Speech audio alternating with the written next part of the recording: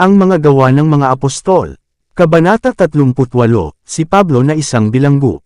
Ang kabanatang ito ay batay sa mga gawa Kapitulo 21 versikulo 17 hanggang 40, 22, 23:1-35. Pagdating namin sa Jerusalem, malugod kaming tinanggap ng mga kapatid. At nang sumunod na araw ay pumasok si Pablo na kasama namin kay Santiago, at naroon ang lahat ng matatanda. Sa pagkakataong ito, formal na ipinakita ni Pablo at ng kanyang mga kasamahan sa mga pinuno ng gawain sa Jerusalem ang mga kontribusyong ipinadala ng mga simbahang Gentil para sa suporta ng mga dukha sa kanilang mga kapatid na Hudyo. Ang pagtitipon ng mga abuloy na ito ay gumugol ng mahabang panahon sa apostol at sa kanyang mga kamanggagawa, sa pagkabalisa ng pag-iisip, at nakakapagod na paggawa. Ang kabuuan, na higit na lumampas sa inaasahan ng mga matatanda sa Jerusalem, ay kumakatawan sa maraming mga sakripisyo at maging sa matinding kapigatian sa bahagi ng mga mananampalatayang Gentil. Ang mga kusang loob na handog na ito ay nagpahiwatig ng katapatan ng mga Gentil na nagbalik loob sa organisadong gawain ng Diyos sa buong mundo at dapat sana ay tinanggap ng lahat ng may pasasalamat na pagkilala. Gayunpaman ito ay maliwanag kay Pablo at sa kanyang mga kasama na maging sa mga kinaharap nila ngayon ay may ilan na hindi kayang pahalagahan ang diwa ng pagmamahalang pangkapatid na nag-udyok sa mga kaloob. Sa mga naunang taon ng gawain ng Ebanghelyo sa mga Gentil, ang ilan sa mga namumunong kapatid sa Jerusalem, na kumikapit sa mga dating pagtatangi at ugali ng pag-iisip, ay hindi nakipagtulungan ng buong puso kay Pablo at sa kanyang mga kasamahan. Sa kanilang pagkabalisa na mapanatili ang ilang walang kabuluhang anyo at mga seremonya, nakalimutan nila ang pagpapalang darating sa kanila at sa layuning kanilang minamahal, sa pamamagitan ng pagsisikap na magkaisa sa lahat ng bahagi ng gawain ng Panginoon. Bagamat nagnanais na pangalagaan ang pinakamabuting kapakanan ng simbahang Kristiyano, sila ay nabigo na sumunod sa sumusulong na mga probisyon ng Diyos, at sa kanilang karunungan ng tao ay sinubukang itapon sa mga manggagawa ang maraming hindi kinakailangang mga paghihigpit. Sa gayon ay may bumangon na isang grupo ng mga lalaki na hindi alam ng personal ang pagbabago ng mga kalagayan at kakaibang pangangailangan na natutugunan ng mga manggagawa sa malalayong larangan, gayunpaman iginiit na sila ay may awtoridad na utusan ng kanilang mga kapatid sa mga larangang ito na sundin ang ilang partikular na paraan ng paggawa. Nadama nila na parang ang gawain ng pangangaral ng Ebanghelyo ay dapat isulong ayon sa kanilang mga opinyon. Ilang taon na ang lumipas mula nang ang mga kapatid sa Jerusalem, kasama ang mga kinatawan mula sa iba pang nangungunang mga iglesia, ay nagbigay ng maingat na pagsasaalang-alang sa mga nakalilitong tanong na lumitaw sa mga pamamaraan na sinusunod ng mga taong gumagawa para sa mga Gentil. Bilang resulta ng konsehong ito, ang mga kapatid ay nagkaisa sa paggawa ng mga tiyak na rekomendasyon sa mga simbahan tungkol sa ilang mga ritual at kaugalian, kabilang ang pagtutuli. Sa pangkalahatang konsehong ito ay nagkaisa rin ang mga kapatid sa pagpupuri sa mga simbahang Kristiyano na sina Bernabe at Pablo bilang mga manggagawang karapat-dapat sa buong pagtitiwala ng bawat mananampalataya. Kabilang sa mga naruroon sa pagpupulong na ito, ay may ilan na mahigpit na pamuna sa mga pamamaraan ng paggawa na sinusunod ng mga apostol kung saan nakapatong ang pangunahing pasanin ng pagdadala ng Ebanghelyo sa daigdig ng mga Gentil. Ngunit sa panahon ng konseho ay lumawak ang kanilang mga pananaw sa layunin ng Diyos, at nakipagkaisa sila sa kanilang mga kapatid sa paggawa ng matatalinong desisyon na naging posible ang pagkakaisa ng buong katawan ng mga mananampalataya. Pagkatapos, nang maging maliwanag na ang mga nagbabalik loob sa mga Gentil ay mabilis na dumarami, may ilan sa mga nangungunang mga kapatid sa Jerusalem na nagsimulang muling pahalagahan ang kanilang mga dating pagtatangi laban sa mga pamamaraan ni Pablo at ng kanyang mga kasama. Ang mga pagkiling na ito ay lumakas sa paglipas ng mga taon, hanggang sa matukoy ng ilan sa mga pinuno na ang gawain ng pangangaral ng Ebanghelyo ay dapat na isagawa alinsunod sa kanilang sariling mga ideya. Kung iayon ni Paul ang kanyang mga pamamaraan sa ilang mga patakaran na kanilang itinataguyod ay kanilang kikilalanin at susuportahan ang kanyang gawain, kung hindi, hindi na nila ito maaaring tingnan ng may pabor o ibigay ang kanilang suporta. Nakalimutan ng mga lalaking ito ang katotohanan na ang Diyos ang guro ng kanyang mga tao, na ang bawat manggagawa sa kanyang layunin ay magtamo ng individual na karanasan sa pagsunod sa banal na pinuno, hindi tumitingin sa tao para sa direktang patnubay, na ang kanyang mga manggagawa ay dapat hubugin at hubugin, hindi ayon sa mga ideya ng tao, ngunit ayon sa pagkakatulad ng banal. Sa kanyang ministeryo, Itinuro ni Apostol Pablo ang mga tao, hindi sa pamamagitan ng mga salita na nakakaakit ng karunungan ng tao, kundi sa pagpapakita ng Espiritu at ng kapangyarihan. Ang mga katotohanang ipinahayag niya ay inihayag sa kanya ng banal na Espiritu, sapagkat sinisiyasat ng Espiritu ang lahat ng bagay, oo, ang malalalim na bagay ng Diyos. Sapagkat sinong tao ang nakaalam ng mga bagay ng tao, maliban sa Espiritu ng tao na nasa kanya. Gayon din ang mga bagay ng Diyos ay hindi nakakaalam ng sinuman, kundi ang Espiritu ng Diyos. Aling mga bagay, pahayag ni Pablo, kami ay nagsasalita, hindi sa mga salita na itinuturo ng karunungan ng tao, kundi itinuturo ng Espiritu Santo, paghahambing ng espiritual na mga bagay sa espiritual. Unang Korinto Kapitulo 2 versikulo 4, 10-13. Sa buong ministeryo niya, umasa si Pablo sa Diyos para sa direktang patnubay. Kasabay nito, naging maingat siya sa paggawa alinsunod sa mga desisyon ng pangkalahatang konseho sa Jerusalem, at bilang resulta ang mga simbahan ay, naitatag sa pananampalataya, at dumami ang bilang araw-araw. Gawa Kapitulo 16 versikulo 5. At ngayon, sa kabila ng kawalan ng pakikiramay na ipinakita sa kanya ng ilan, nakatagpo siya ng kal-iwan sa kamalayan na ginawa niya ang kanyang tungkulin sa paghikayat sa kanyang mga nagbalik loob ng diwan ng katapatan, pagkabukas palad, at pag-ibig sa kapatid, gaya ng ipinahayag sa pagkakataong ito sa mga liberal na kontribusyon, na nagawa niyang ilagay sa harap ng mga matatandang Hudyo. Pagkatapos ng pagtatanghal ng mga kaloob, ipinahayag ni Pablo lalo na kung ano ang mga bagay na ginawa ng Diyos sa mga Gentil sa pamamagitan ng kanyang ministeryo. Ang pagbigkas na ito ng mga katotohanan ay nagdala sa puso ng lahat, maging ng mga nag-aalinlangan, ang pananalig na ang pagpapala ng langit ay sumabay sa kanyang mga gawain. Nang marinig nila ito, niluwalhati nila ang Panginoon. Nadama nila na ang mga pamamaraan ng paggawa na hinahabol ng apostol ay nagtataglay ng panatak ng langit. Ang mga masaganang kontribusyon na nakaharap sa kanila ay nagdagdag ng bigat sa patuto ng apostol tungkol sa katapatan ng mga bagong iglesia na itinatag sa gitna ng mga Gentil. Ang mga lalaki na, habang binibilang sa mga namamahala sa gawain sa Jerusalem, ay humimok na ang di makatwirang mga hakbang ng kontrol ay pinagtibay, ay nakita ang ministeryo ni Pablo sa isang bagong liwanag at kumbinsido na ang kanilang sariling landas ay mali, na sila ay naging nakagapos sa pagkaalipin ng mga kaugalian at tradisyon ng mga Hudyo, at na ang gawain ng Ebanghelyo ay lubhang nahadlangan ng kanilang kabiguan na kilalanin na ang pader ng paghihiwalay sa pagitan ng Hudyo at Hentil ay nawasak sa pamamagitan ng kamatayan ni Kristo. Ito ang ginintuang pagkakataon para sa lahat ng nangungunang mga kapatid na tapat na magpahayag na ang Diyos ay gumawa sa pamamagitan ni Pablo, at kung minsan ay nagkamali sila sa pagpapahintulot sa mga ulat ng kanyang mga kaaway na pukawin ang kanilang paninibugho at pagtatangi.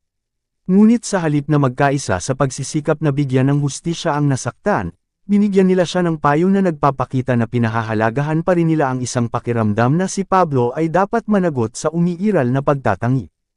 Hindi sila nanindigan ng marangal sa kanyang pagtatanggol, na nagsisikap na ipakita sa mga hindi naapektuhan kung saan sila mali, ngunit hinahangad na gumawa ng isang kompromiso sa pamamagitan ng pagpapayo sa kanya na ituloy ang isang landas na sa kanilang opinyon ay mag-aalis ng lahat ng dahilan para sa maling pagkaunawa. Nakikita mo, kapatid, ang sabi nila, bilang tugon sa kanyang patuto, kung gaano karaming libo-libong Hudyo ang sumasampalataya, at silang lahat ay masigasig sa kautusan, at sila ay nababatid tungkol sa iyo, na iyong itinuturo sa lahat ng mga Hudyo na nasa mga Gentil na talikuran si Moises, na sinasabi na hindi nila dapat tuliin ang kanilang mga anak, o lumakad man ayon sa mga kaugalian. Ano kaya ito? Kinakailangang magsama-sama ang karamihan, sapagkat kanilang maririnig na ikaw ay naparito.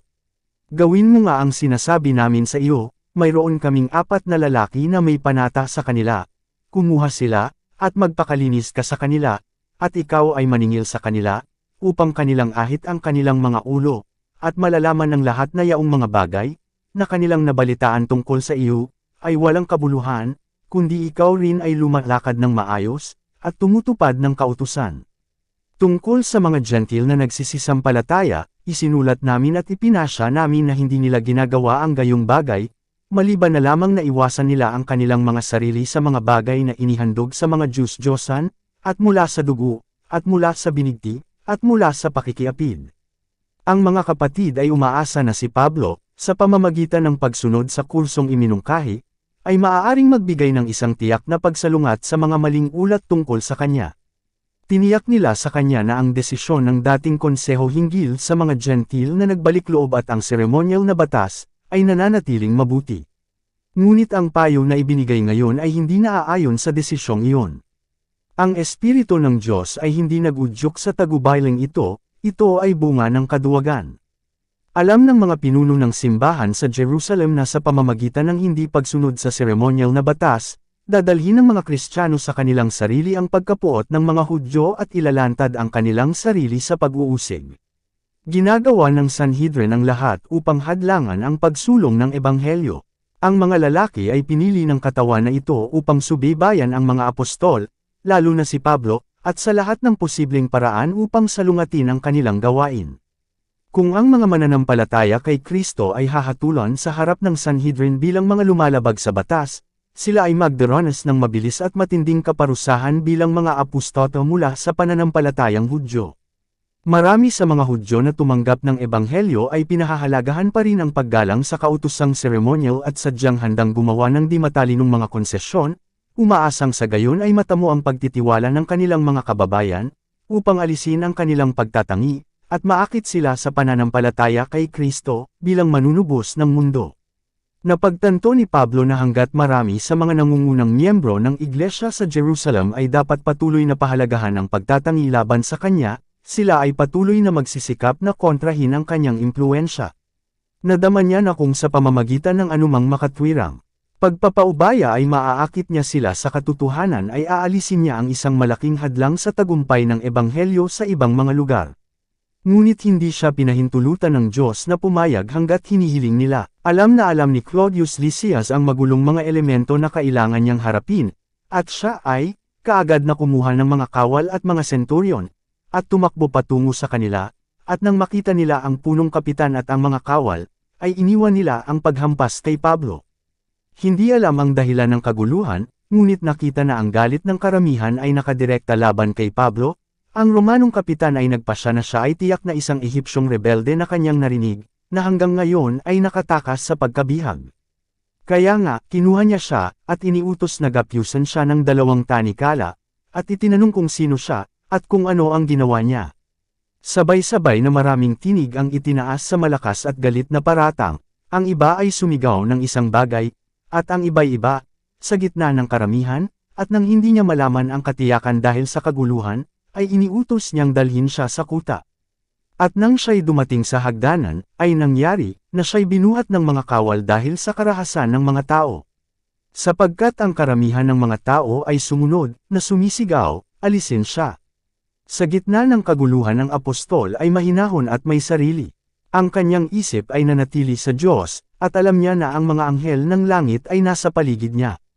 Pakiramdam niya ay ayaw niyang umalis sa templo nang hindi nagsisikap na iharap ang katotohanan sa kanyang mga kababayan.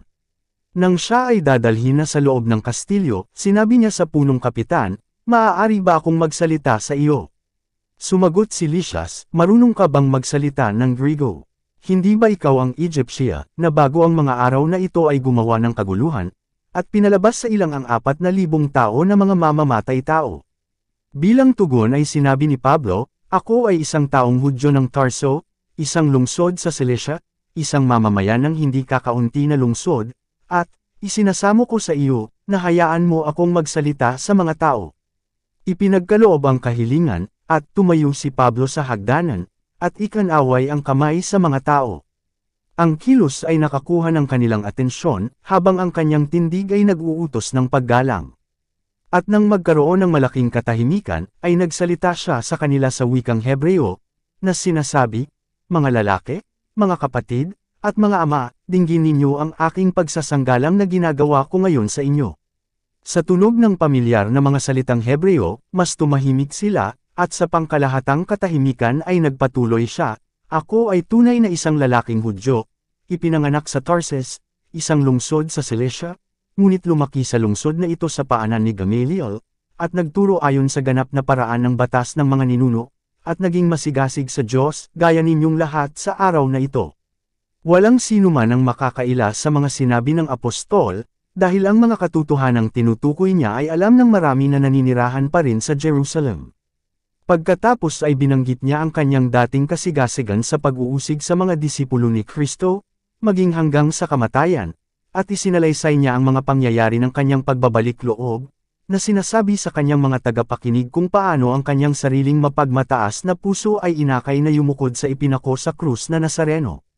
Kung sinubukan niyang makipagtalo sa kanyang mga kalaban, sila ay matigas ang ulo na tumanggi na makinig sa kanyang mga salita, ngunit ang kaugnayan ng kanyang karanasan ay dinaluhan ng isang nakakumbinsi na kapangyarihan na para sa oras na iyon ay tila nagpapalambot at nagpapasuko sa kanilang mga puso. Pagkatapos ay sinikap niyang ipakita na ang kanyang gawain sa mga Gentile ay hindi pinasok mula sa pagpili. Ninais niyang magtrabaho para sa kanyang sariling bansa, ngunit sa mismong templong iyon ang tinig ng Diyos ay nakipag-usap sa kanya sa banal na pangitain, na itinuro ang kanyang landas. Mula dito hanggang sa mga Gentile, hanggang ngayon ang mga tao ay nakinig ng may malapit na atensyon, ngunit nang marating ni Pablo ang punto sa kanyang kasaysayan kung saan siya ay hinirang na embahador ni Kristo sa mga Gentile, ang kanilang puot ay muling sumiklab. Sanay na silang tingnan ang kanilang sarili bilang ang tanging mga tao na pinapabore ng Diyos, ayaw nilang pahintulutan ang hinamak na mga Gentile na makibahagi sa mga pribilehiyo na noon pa man ay itinuring na sila lamang. Itinaas ang kanilang mga tinig sa itaas ng tinig ng nagsasalita, sila ay sumigaw, ilayo ang gayong tao sa lupa, sapagkat hindi nararapat na siya ay mabuhay. Habang sila'y nagsisisigaw, at naghuhubad ng kanilang mga damit, at naghahadyos ng alabok sa hangin, iniutos ng punong kapitan na dalhin siya sa kuta, at iniutos na siya ay siyasatin sa pamamagitan ng paghampas, upang malaman niya kung bakit sila sumigaw ng gayon laban sa kanya. At samantalang siya'y ginapos nila ng mga sinturon, ay sinabi ni Pablo sa senturyon na nakatayo sa tabi, matuwid ba sa inyo na hampasin ang isang taong Romano, at hindi nahatulan? Nang marinig ito ng senturyon, siya'y yumaon at sinabi sa Pangulong Kapitan, na sinasabi, ingatan mo ang iyong ginagawa, sapagkat ang taong ito ay isang Romano. Nang magkagayoy lumapit ang punong kapitan, at sinabi sa kanya, sabihin mo sa akin, ikaw ba ay isang Romano?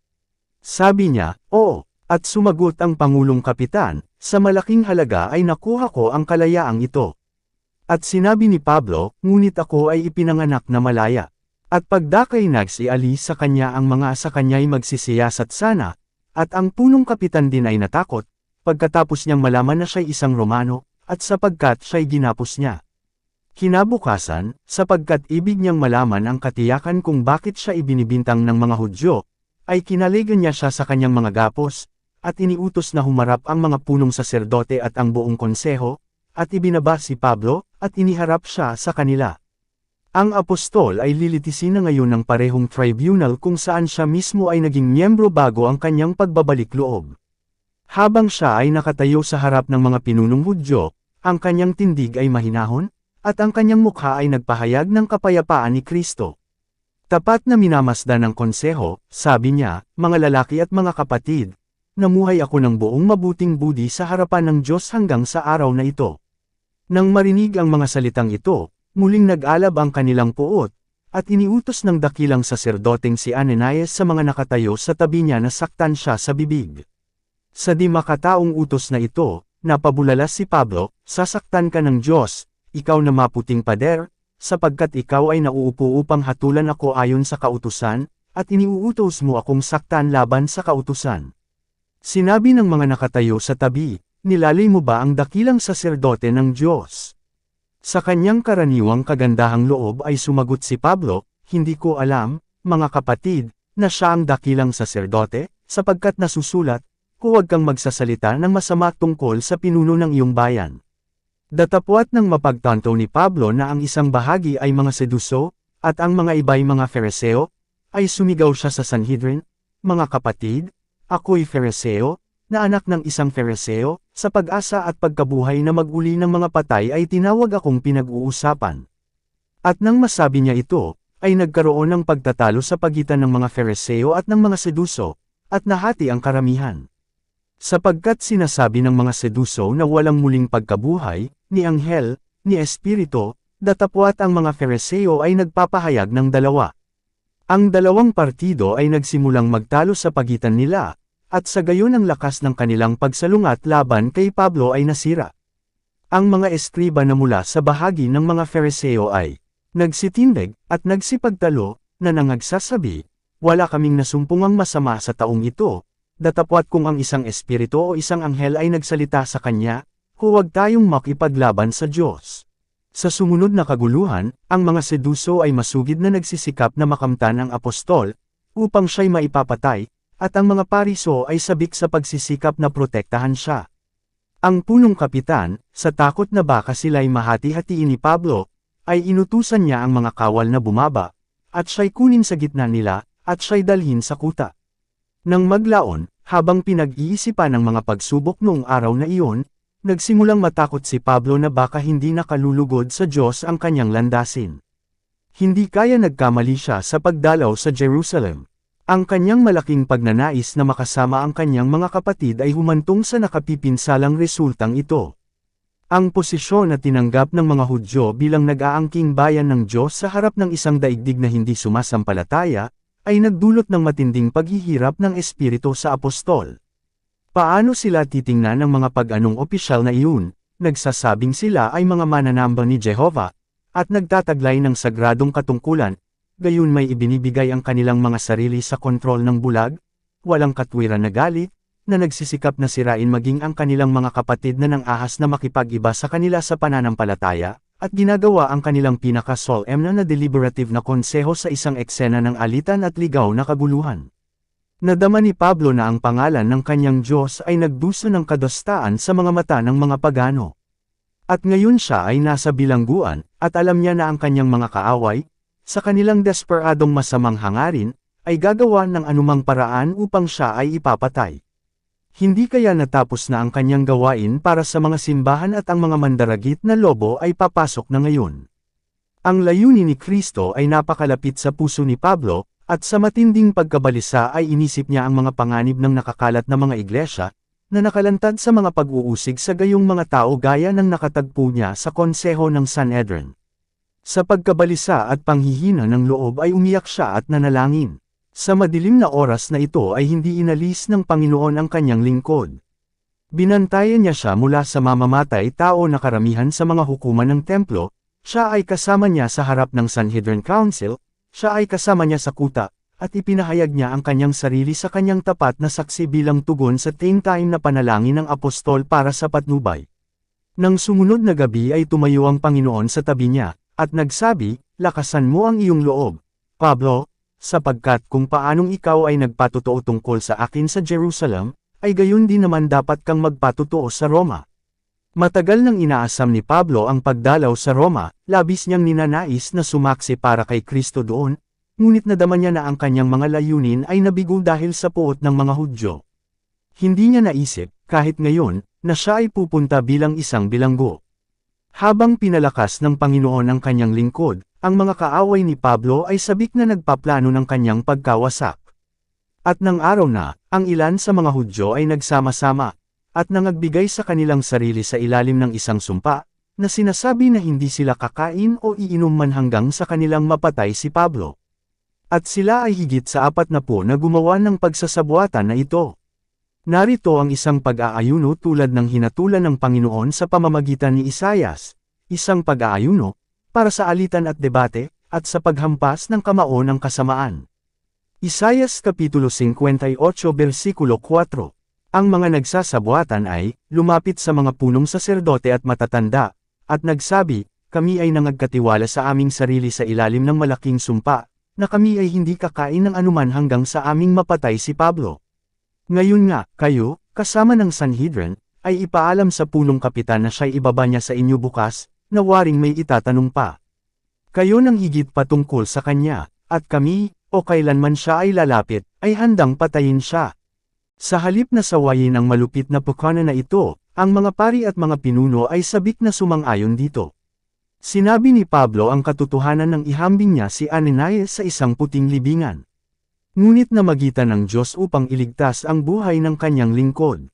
Ang anak ng kapatid na babae ni Paul, nang marinig ang tungkol sa paghihintay ng mga mamamatay tao, ay pumasok sa kastilyo at sinabi kay Pablo, Nang magkagayoy tinawag ni Pablo ang isa sa mga senturyon, at sinabi, dalhin mo ang binatang ito sa punong kapitan, sapagkat mayroon siyang isang bagay na sasabihin sa kanya.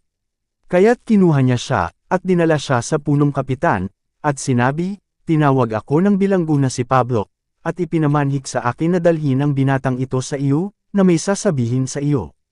Magiliw na tinanggap ni Claudius Lysias ang kabataan, at kinuha siya sa isang tabi, tinanong, ano ang kailangan mong sabihin sa akin?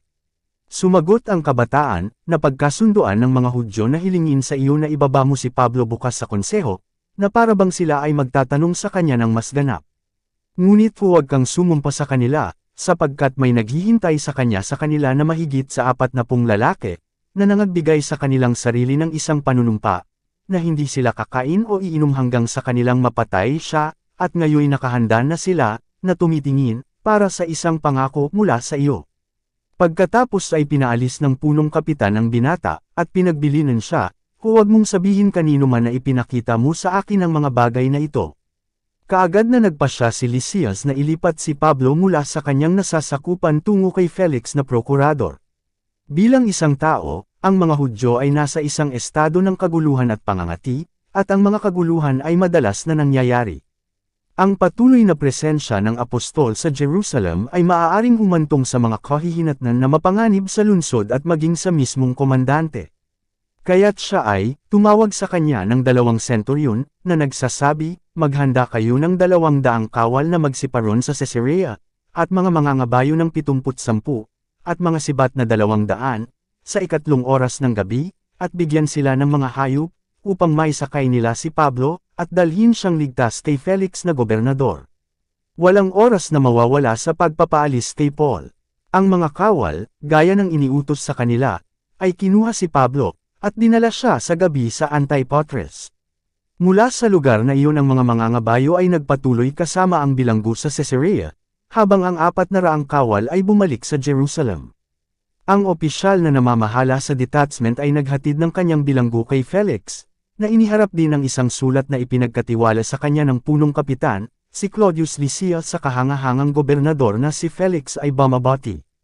Ang taong ito ay hinuli ng mga Hudyo, at sila'y papatayin sana, nang magkagayoy naparoon ako na kasama ng isang hukbo, at siya'y iniligtas ko, palibhasay na unawaan kong siya'y isang Romano. At nang ibig kong malaman ang dahilan kung bakit nila siya isinasakdal, ay dinala ko siya sa kanilang Sanhedrin, na siyang aking inakala na inaakusahan ng mga bagay tungkol sa kanilang kautusan, datapwat walang anumang bagay na nasasakdal sa kanya na marapat sa kamatayan o sa mga gapos. At nang masabi sa akin kung paanong binantayan ng mga Hudyo ang lalaki, ay nagsugo ako kaagad sa iyo, at iniutos din naman sa mga nagsusumbong sa kanya na sabihin sa iyo kung ano ang mayroon sila laban sa kanya. Column. Pagkatapos basahin ang komunikasyon, tinanong ni Felix kung saang lalawigan na bibilang ang bilanggo, at nang ipaalam na siya ay taga Cilicia, ay nagsabi, pakikinggan kita kapag dumating din ang mga tagapag-akusa sa iyo. At iniutos niyang ingatan siya sa bulwagan ng paghatol ni Herodes. Ang kaso ni Pablo ay hindi ang una kung saan ang isang lingkod ng Diyos ay nakasumpong sa mga pagano ng isang kanlungan mula sa masamang hangarin ng nag-aangking bayan ni Jehovah. Sa kanilang galit laban kay Paul ang mga Hudyo ay nagdagdag ng isa pang krimen sa madilim na katalogo na minarkahan ang kasaysayan ng mga taong iyon. Lalo pa nilang pinatigas ang kanilang mga puso laban sa katotohanan at naging mas tiyak ang kanilang kapahamakan. Iilan lamang ang nakakaalam ng buong kahulugan ng mga salita na sinabi ni Kristo noong, sa sinagoga sa Nazareth, ipinahayag niya ang kanyang sarili bilang ang pinahiran. Ipinahayag niya ang kanyang misyon na aliwin, pagpalain, at iligtas ang nagdadalamati at ang makasalanan, at pagkatapos, nang makitang kontrolado ng kapalaluan at kawalan ng paniniwala ang mga puso ng kanyang mga tagapakinig, ipinaalala niya sa kanila na noong nakalipas na panahon ang Diyos ay tumalikod sa kanyang piniling mga tao dahil sa kanilang kawalan ng pananampalataya at paghihimagsik, at nagpakita ng kanyang sarili sa mga nasa lupaing pagano na hindi tumanggi, ang liwanag ng langit. Ang balo ni Sarepta at ni Naaman na taga-Syria ay nabuhay ayon sa lahat ng liwanag na mayroon sila, kaya't sila ay itinuring na mas matuwid kaysa sa mga pinili ng Diyos na tumalikod sa Kanya at nagsakripisyo ng prinsipyo sa kaganhawahan at makamundong karangalan. Sinabi ni Kristo sa mga Hudyo sa Nazareth ang isang nakakatakot na katotohanan ng kanyang ipahayag na sa tumatalikod na Israel ay walang kaligtasan para sa tapat na sugo ng Diyos. Hindi nila malalaman ang kanyang halaga o pahalagahan ang kanyang mga ginawa. Bagamat ang mga pinunong Hudyo ay nagpahayag na may malaking sigasig para sa karangalan ng Diyos at sa ikabubuti ng Israel, sila ay mga kaaway ng dalawa. Sa pamamagitan ng utos at halimbawa ay inaakay nila ang mga tao na palayo ng palayo sa pagsunod sa Diyos, inaakay sila kung saan hindi siya maaaring maging depensa nila sa araw ng kaguluhan. Ang mga salita ng tagapagligtas ng pagsaway sa mga tao ng Nazareth ay kumakapit, sa kaso ni Pablo, hindi lamang sa mga hindi sumasampalataya na mga Hudyo, kundi sa kanyang sariling mga kapatid sa pananampalataya. Kung ang mga pinuno sa simbahan ay lubusang isinuko ang kanilang damdamin ng kapaitan sa apostol, at tinanggap siya bilang isang espesyal na tinawag ng Diyos upang dalhin ang ebanghelyo sa mga Gentil, hindi sana siya ipinagkait ng Panginoon sa kanila. Hindi itinalaga ng Diyos na ang mga gawain ni Pablo ay dapat na magwakas ng ganoon kaga, ngunit hindi siya gumawa ng isang himala upang salungatin ang takbo ng mga pangyayari kung saan ang takbo ng mga pinuno sa simbahan sa Jerusalem ay nagbunga. Ang parehong espiritu ay humahantong pa rin sa parehong mga resulta. Ang kapabayaan na pahalagahan at pagbutihin ang mga probisyon ng banal na biyaya ay nag-alis sa simbahan ng maraming pagpapala. Gaano kadalas na pinahaba ng Panginoon ang gawain ng ilang tapat na ministro, kung ang kanyang mga gawa ay pinahahalagahan. Ngunit kung pinahihintulutan ng iglesia ang kaaway ng mga kaluluwa na baluktutin ang pangunawa, na kung kaya't sila ay mali ang pagkatawan at maling pakahulugan sa mga salita at gawa ng lingkod ni Kristo, kung hahayaan nila ang kanilang sarili na hamarang sa kanyang daan at hadlangan ang kanyang pagiging kapakipakinabang, kung minsan ay inaalis ng Panginoon sa kanila ang pagpapalang ibinigay niya. Si Satanas ay patuloy na gumagawa sa pamamagitan ng kanyang mga kinatawan upang sirain ang loob at sirain ang mga pinili ng Diyos na magsagawa ng isang dakila at mabuting gawain. Maaaring handa silang mag-alay ng kahit buhay mismo para sa pagsulong ng layunin ni Kristo, ngunit ang dakilang manlilinlang ay magmumungkahi sa kanilang mga kapatid ng mga pag-aalinlangan tungkol sa kanila na, kung maaliw, ay magsisisira ng tiwala sa kanilang integridad ng pagkatao, at sa gayo'y makapipinsala sa kanilang pagiging kapakipakinabang. Napakadalas na nagtagumpay siya sa pagdadala sa kanila, sa pamamagitan ng kanilang sariling mga kapatid, ng kalungkutan ng puso na ang Diyos ay magiliw na namagitan upang bigyan ng kapahingahan ang kanyang mga pinag-uusig na lingkod. Matapos ang mga kamay ay nakatiklop sa walang pusong dibdib, kapag ang tinig ng babala at paghihikayat ay tahimik, kung gayon ang matigas ang ulo ay maaaring mapuko upang makita at pahalagahan ang mga biyayang ibinibigay nila mula sa kanila. Maaaring magawa ng kanilang kamatayan ang hindi nagawa ng kanilang buhay. Dito nagtatapos ang Kabanata 38. Para updated ka sa susunod na kabanata, ay huwag kalimutang mag-subscribe, mag-follow at mag-share sa ating channel Renilab TV. Maraming salamat po.